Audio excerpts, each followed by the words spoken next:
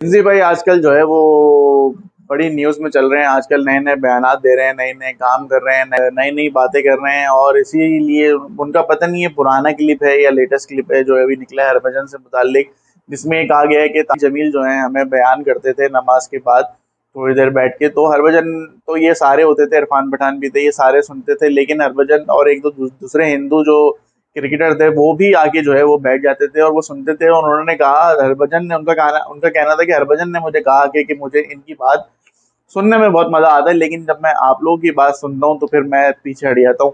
वो एक मजाक में कहा या जैसे भी कहा, वो हरभजन ने इंजमाम से ये बात कही थी। इंजमाम का ऐसा कहना था, उन्होंने मजलिस में बैठ के इस तरह की बात की है।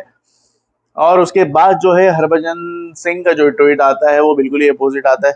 उन्होंने तो बल्कि ये कह दिया कि भाई क्या हो गया, कि नशे में बात कर रहे हैं, क्या हो गया। इस तरह से जो है वो इंजी भाई को उन्होंने ट्वीट करके बोल दिया है बिल्कुल सरेआम। और बिल्कुल उन्होंने कहा मैं इंडियन हूँ, प्राउड इंडियन हूँ और प्राउड सिख हूँ। मतलब उन्होंने इस तरह की कोई बात नहीं की, ऐसा उनका कहना है।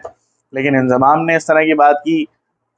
देखिए, कुछ चीज़ें होती हैं आपस में, जब क्रिकेटर्स खेलते हैं बहुत सारी बातें होती हैं जो वो उसी हद तक रखनी चाहिए। जब आप वो मीडिया में निकालते हैं तो वो कोई भी दोनों तरफ से जो है वो ओन नहीं की जाती। अगर वो उसने कहा भी होगा तो वो मानेगा नहीं। हो सकता है कि कुछ बातें यहाँ से होती हैं, कुछ बातें वहाँ से होती है, लेकिन वो जो आपस में बातें होती हैं वो आपस में ही रहनी चाहिए, वो मीडिया में नहीं आनी चाहिए। जब मीडिया में आती है तो कोई भी इसको ओन नहीं करेगा, क्योंकि अगर वो ओन करेगा तो प्रॉब्लम उनके लिए भी हो सकती है।